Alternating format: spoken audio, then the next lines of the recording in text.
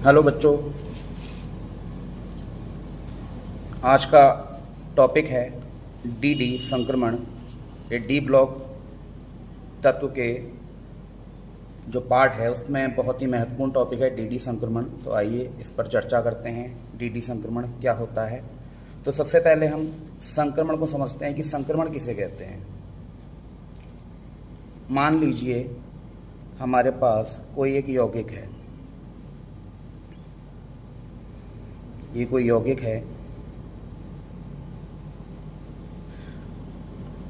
हम इसमें से रेडिएशन को गुजारते हैं, जैसे यूवी लाइट, अल्ट्रावायलेट लाइट यानी कि पराबैंगनी प्रकाश। तो इस यौगिक के जो परमाणु हैं वो इस रेडिएशन को अवशोषित करेंगे, ऑब्जर्व करेंगे, और उसके जो इलेक्ट्रॉन हैं वो लो एनर्जी लेवल से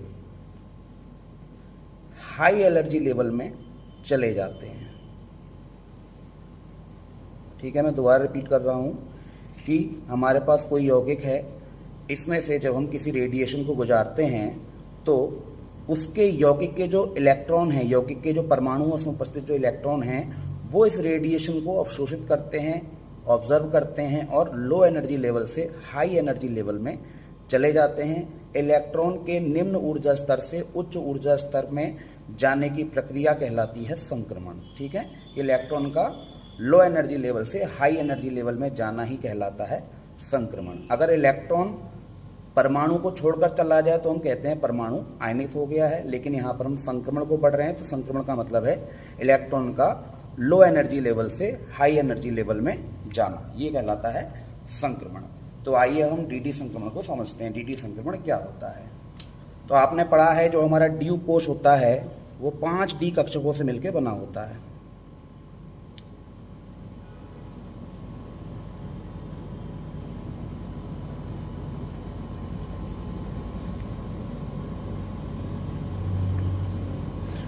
दो, 3, 4 और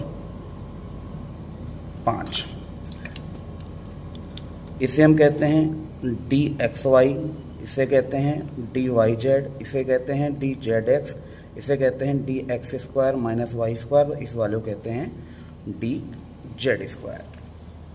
तो परमाणु की सामान्य अवस्था में इन पांचों डी कक्षकों की ऊर्जाएं समान होती हैं, लेकिन जब इनसे कोई उदासीन अणु है या कोई लिगेंड है वो आकर संयोग करता है, जुड़ता है, तो उसके प्रभाव में ये जो हमारे 5 डी कक्षक हैं 2 समूहों में टूट जाते हैं, जैसे कि ये।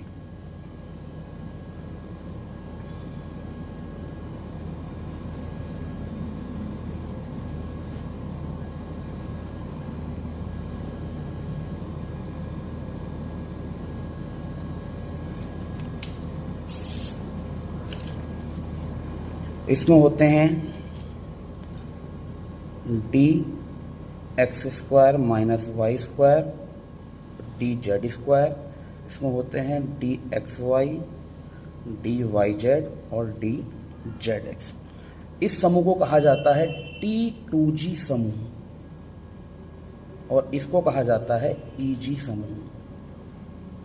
मैं फिर से रिपीट कर देता हूं, जो हमारा ड्यू कोश होता है वो 5 डी कक्षकों से मिलकर बना होता है। पांचों के नाम मैंने बता दिए यहाँ पर। पहले का डी एक्स वाई होता है, दूसरा डी वाई जेड, तीसरा डी जेड एक्स, चौथा d x square minus y square, पांचवा डी जेड स्क्वायर। सामान्य अवस्था में, परमाणु की मूल अवस्था में इन इलेक्ट्रॉनों की, इन कक्षकों की ऊर्जाएं जो होती हैं समान होती हैं, लेकिन जैसे ही इनसे कोई ऋणायनिक परमाणु या अणु या लिगेंड आकर जुड़ता है, संयोग करता है, तो उसके प्रभाव से ये 2 समूह में टूट जाते हैं। पहला समूह होता है EG समूह, दूसरा समूह होता है T2G समूह। अब इन दोनों समूहों की जो ऊर्जाएं होती हैं वो अलग अलग होती हैं।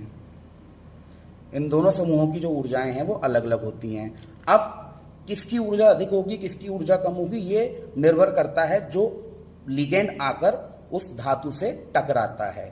ठीक है, ये उस पर निर्भर करता है, जो लिगेंड आ रहा है, जो धातु से टकरा रहा है, उस पर ये निर्भर करता है। ठीक है, अब थोड़ा और डिटेल में समझते हैं।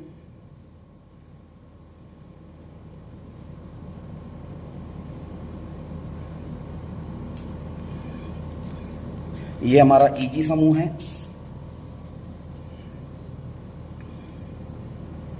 ये T2G समूह है। सामान्यतः जो ऊपर लिखा है उसकी एनर्जी ज़्यादा होगी, जो नीचे लिखा है उसकी एनर्जी कम होगी।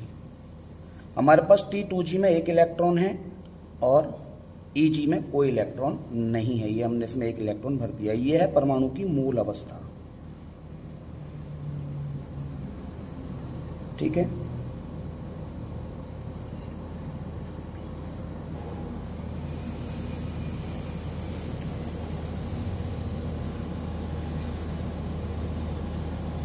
अब जैसे ही हम इसको रेडिएशन देते हैं, यूवी लाइट या दृश्य प्रकाश डालते हैं, तो क्या होता है, इलेक्ट्रॉन ऊर्जा पाकर उत्तेजित अवस्था में आ जाता है। और उत्तेजित अवस्था में आने पर क्या होता है, अपने से बड़ी ऊर्जा के कक्षक में प्रवेश कर जाता है। तो ये इलेक्ट्रॉन यहां से सीधे अपने से बड़ी ऊर्जा के कक्षक में प्रवेश कर जाएगा, यानी कि T2G से Eg समूह चला जाएगा। तो अब यहां पर जो Eg समूह में एक इलेक्ट्रॉन आ गया है और T2G समूह में कोई भी इलेक्ट्रॉन नहीं है, ये उत्तेजित अवस्था में है।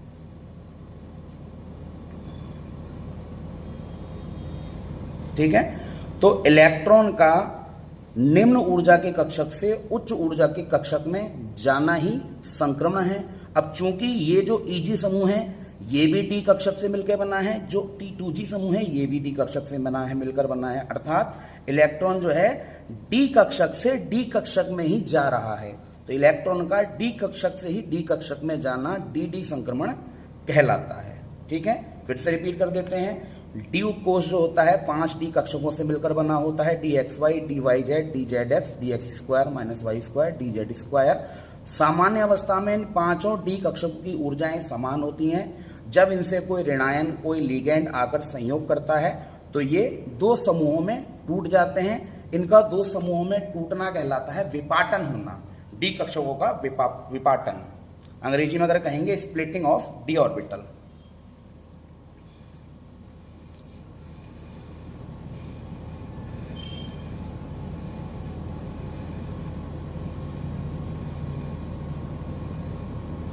ठीक है, यानी D कक्षकों का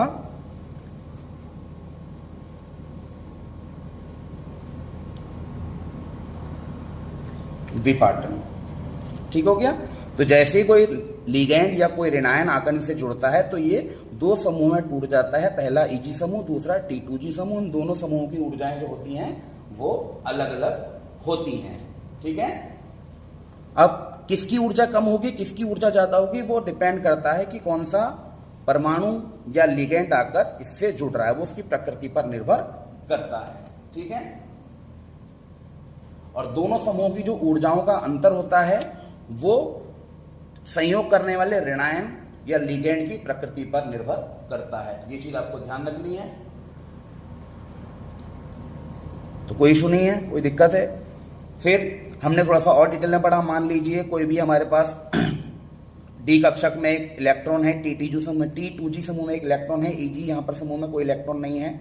तो जब इसको हम रेडिएशन देते हैं, रेडिएशन कैसे दे सकते हैं, या तो इस पर यूवी लाइट गुजारेंगे या इस पर दृश्य प्रकाश पड़ेगा। तो ये क्या करेगा, ऊर्जा पाकर एक्साइटेड हो जाएगा, उत्तेजित हो जाएगा, यानी कि अपने से बड़ी ऊर्जा के कक्षक में जाने का प्रयास करेगा। तो इलेक्ट्रॉन ऊर्जा पाकर उत्तेजित हो जाता है और उत्तेजित अवस्था में ये अपने से अपर ऊर्जा एनर्जी लेवल जो होता है, हाई एनर्जी लेवल होता है, उसमें चला जाता है। तो इलेक्ट्रॉन का D कक्षक से D कक्षक में ही जाना कहलाता है DD संक्रमण।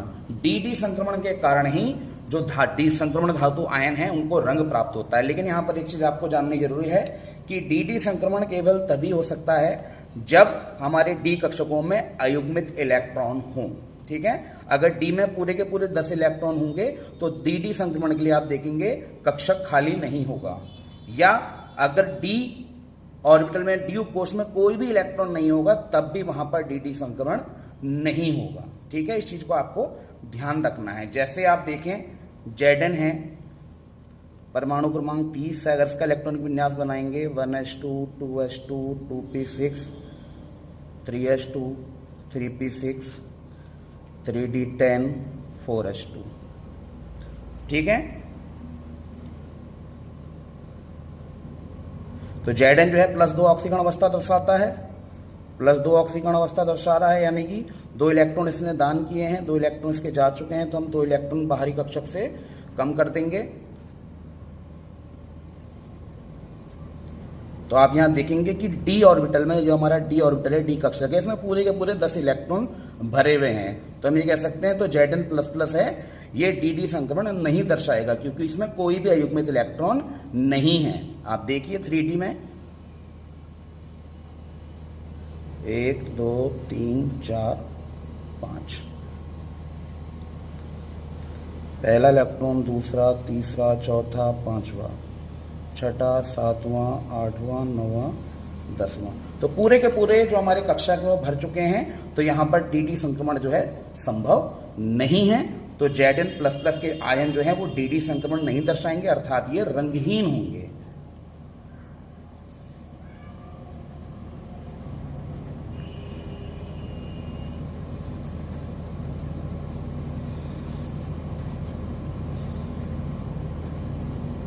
तो सामान्यतः जो डी ब्लॉक के तत्व हैं, उनके जो आयन हैं, उनका कलर जो है dd संक्रमण पर निर्भर करता है। अगर वो dd संक्रमण दर्शाएंगे तो वो कलर प्रदर्शित करेंगे, नहीं दर्शाएंगे तो कलर प्रदर्शित नहीं करेंगे। ठीक है, अब dd संक्रमण की परिभाषा भी आपको बता दें।